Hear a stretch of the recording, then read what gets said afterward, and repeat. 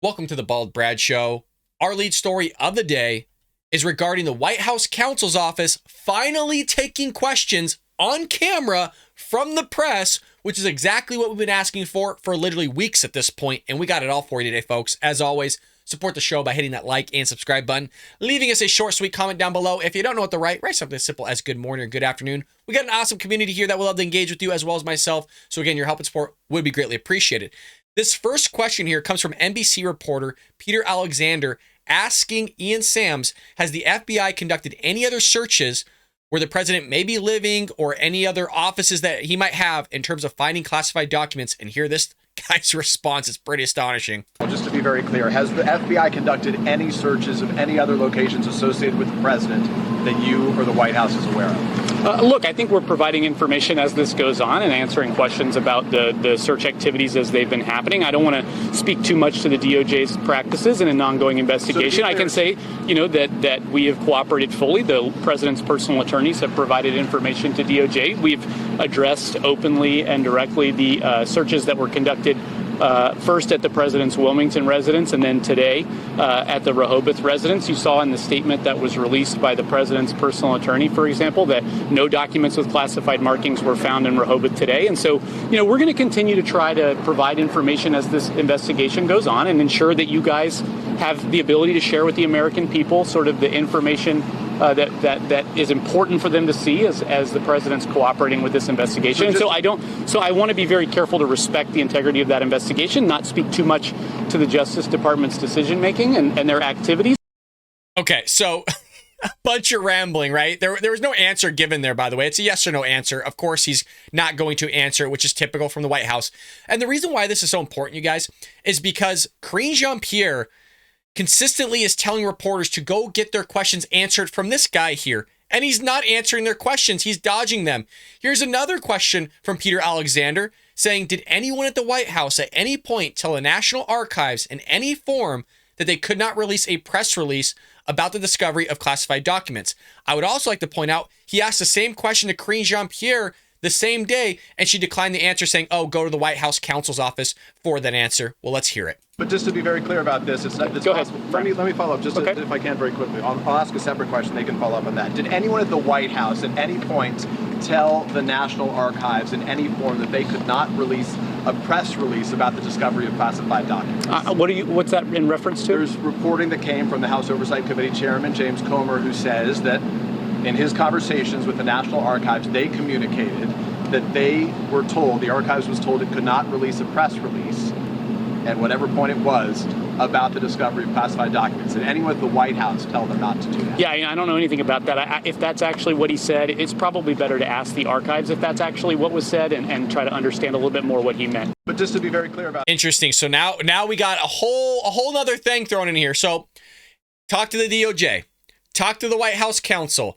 Oh, I haven't talked to the president about that. Oh, you got to go to the archives now. Do you guys see how this whole game is being played about just shuffling the press anywhere and everywhere in each direction to try to get their questions answered, of which they're not? So it's so typical of a cover-up in terms of what we're seeing here with these classified documents. You got another reporter saying, can you confidently say whether you believe there are any more classified documents? Just asking White House counsel point blankly.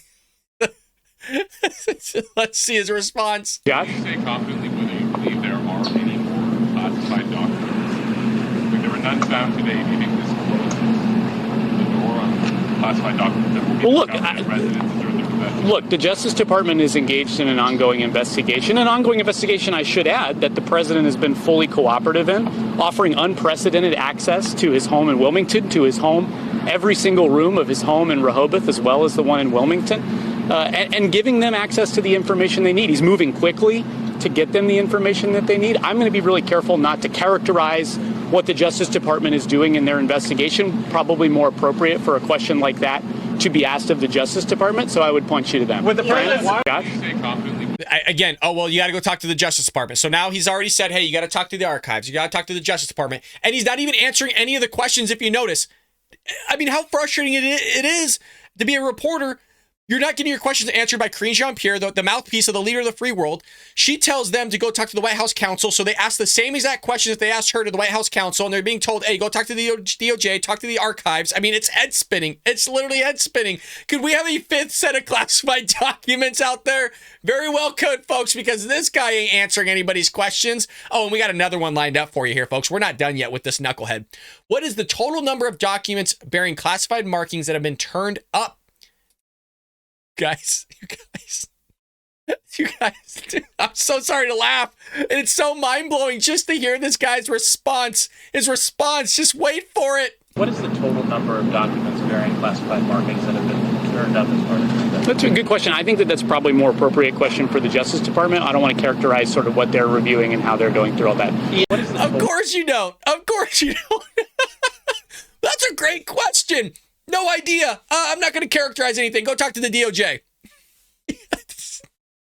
Remember, they're supposed to have all the answers, and they're not getting anything from this man. And it's not just him they're not getting answers from. Like I said, they're not getting answers from White House Press Secretary Karine Jean-Pierre here regarding classified documents. And you got a reporter here taking another stab at this thing. On, hey, have you been truthful from the podium, Karine? Have you been telling us everything? Can you concretely say that you've been transparent, that you've been legitimately telling us truthful information? You guys, watch her response here. James in the back. Karine, thank you. I have two questions, one about the documents case and one about the Tyree Nichols funeral. On the documents case, one of the features of the early public narrative of this episode that has kind of already taken root is the reporting to the effect that statements from this podium at different points later proved to be inaccurate. And without expecting you to delve into the details, because we all know that you cannot from the podium, I nonetheless wonder if you could simply assure us that you challenge that element of this narrative, that you are satisfied personally with the accuracy of all of the information that you've dispensed from this podium. So, James. Okay, just pause it for a moment, folks. How you teach somebody literally from kindergarten to high school to answer someone's question is in your answer, you repeat the very question they said, and then you give a short response, give or take how long or how much information you need to provide based on the question that was given. It's a simple question. I am very satisfied with all the information that I've had, and I've been truthful from this podium since day one. Simple. There you go. Let's hear her response. Look, I'll say at this podium, I will always follow the guidance of the White House Counsel Office when it comes to ongoing investigations. We've been very clear about just ongoing investigations. Amazing. That is led by the Department of Justice, making sure that they have their independence. This is something that the president has talked about through the campaign and through the last 2 years. I have been consistent about that. When I have made statements from this podium on this investigation, it was at the guidance of the counsel's office and consistent with what they have said. Let's blame it on the White House counsel, even though in the first segment that we saw, those knuckleheads don't have a clue what's going on. I'll talk to the archives, talk to the DOJ, talk to this guy that probably doesn't exist here or there because it's a whole cover-up. Oh, we're trying to respect everybody's integrity and their authority. We don't want to step on anybody's foot here. But no, she's been truthful since day one. She's totally satisfied with the information she's had, even though she was thrown under the bus numerous amounts of times here. What a cluster, you know what? And wanted to communicate at the time, right? And I have said this, the White House counsel's office has said this. One of the reasons we try not to comment on this is because it's changing, right? It is currently under investigation. And when you have a legal matter, as you know, I know you understand this, things change and things move very, very quickly. And so I've continued to provide the information that I have had at the time, and I will continue to do that. I don't know if that's fully true because she might have known about the second set of classified documents when reporters were asking her about the first set of classified documents on that briefing, which I think was January 11th or the 12th. It was one of those days. Everybody came back going, well, hey, we just found out there's a second set of classified documents found all the way back in December. Did you know about them? She's like, oh, well, we're being transparent, right? I'm being transparent with you. I have all the information. Oh, God. Go to the White House counsel. Talk to the DOJ. I got nothing for you. Come on.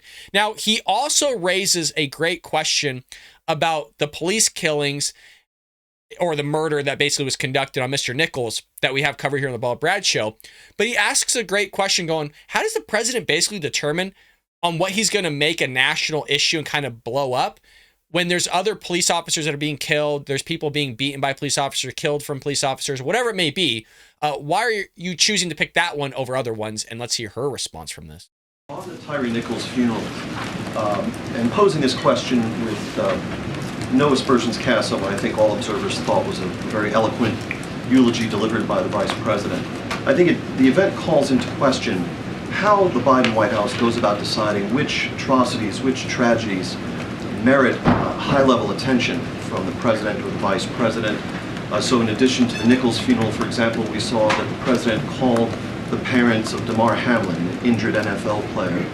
I checked the White House website just before coming into the briefing room today, and I see no indication that the Chief Executive has at any time reached out to the family of Justin McIntyre, who was the police chief in Brackenridge, Pennsylvania, who was shot to death in the line of duty, a father of 4. Why not?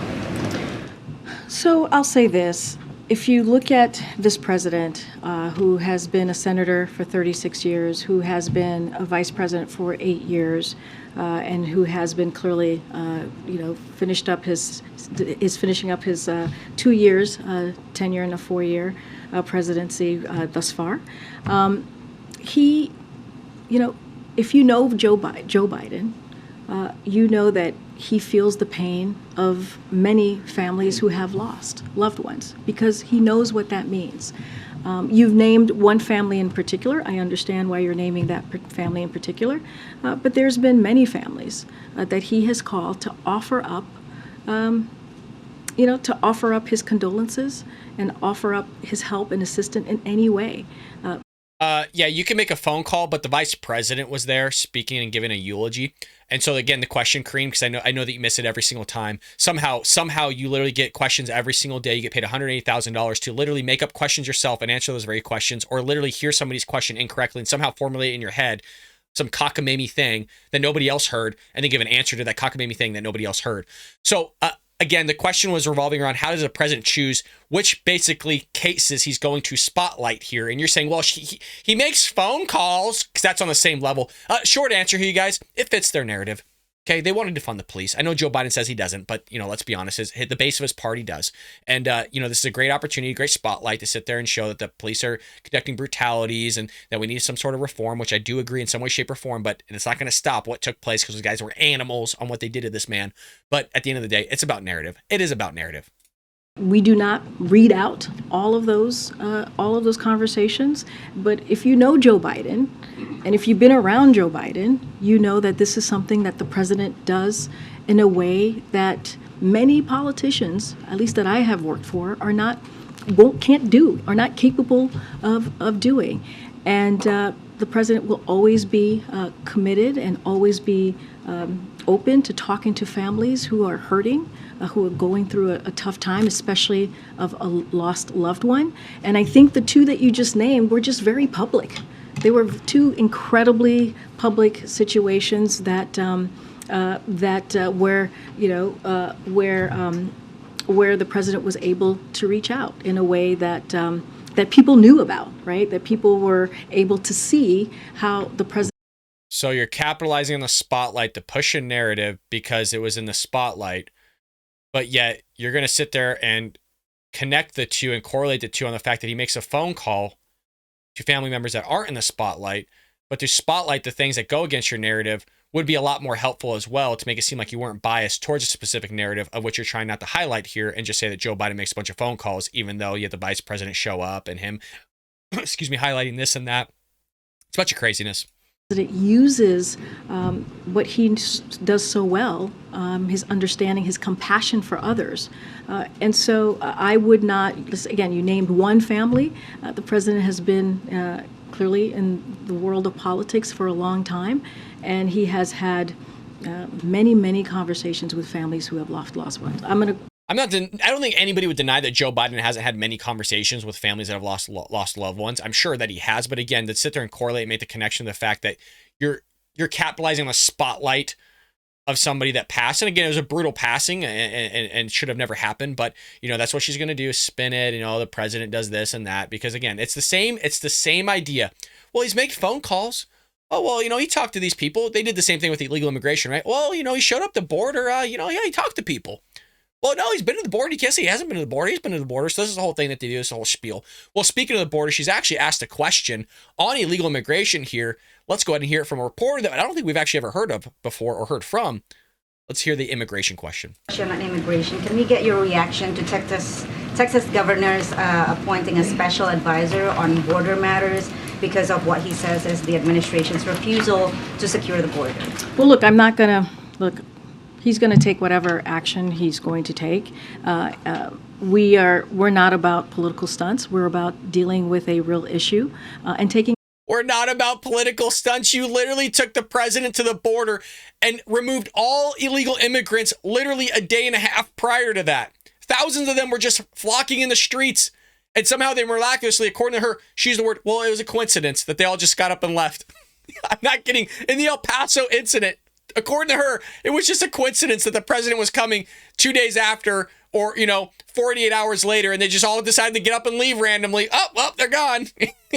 Didn't talk to a single illegal immigrant. Didn't actually see anything going on. He was there for, I think, 3 or 4 hours, basically enough for him to get a good nap in and basically take off. But, no political, we're tired of the political stunts. Sure, whatever. Action, and that's what you've seen from this president these last 2 years. That's what you've seen from the president most recently, announcing border measures that's actually has made a difference, that has had an impact as you look at the parolee program. That is made an impact. The Biden administration literally broke another record in the month of December. What do you mean has made an impact? Literally, you shattered the record. No president in U.S. history has ever had that many illegal immigrants cross the border. You shattered the record, Karine. So you can't just say, oh, well, his policies are making a difference here in terms of illegal immigrants coming across the border. No, they're not. You're shattering records still, lady. Is what we're going to do. The president walked in on day one, put forth a immigration reform, and is asking Republicans, instead of doing political stunts, to come and help him deal with an issue. But in lieu of just that, an issue, you guys. He's taken actions, and we're seeing the impact. Okay, Peter, you're about. Oh, it's just an issue. It's not a challenge, anymore. It's just now an issue. So it's actually been degraded, right? It was a crisis of which they never acknowledged, even when Jen Psaki, your predecessor, was on the podium. It went from a crisis that they didn't want to talk about to a challenge, which was always the messaging. Now it's just an issue. It's not a big deal. It's just an issue. We'll figure it out. Republicans are just being political about all of it. It's whatever. They need to stop acting like they're political pawns. You guys. Some of you write in the live chat all the time, you just put a clown face. You are absolutely correct. It is a clown show. It is a joke. And what's funny is they always said Trump was a joke. Trump was a clown show. No. This is on a whole nother level that I'm not even sure we've seen before in terms of White House press secretary and this kind of administration running this type of show and this type of messaging, this type of public relations. It is so baffling. But folks, I hope you enjoyed the episodes this week. We are growing the show. Hit that like and subscribe button, folks. We got some major announcements, I think, coming at the end of February here. I think February, definitely March. So February, March, major announcements, 100% guaranteed here. We will do a live stream, a live show. I will put it in way in advance so we get all the subscribers coming together for these big announcements here on the Bald Brad channel. Again, month of February, month of March, one of those two. It is going to be 100% guaranteed. As always, support the show by hitting that like and subscribe button. I'll see you tomorrow here on the Bald Brad Show.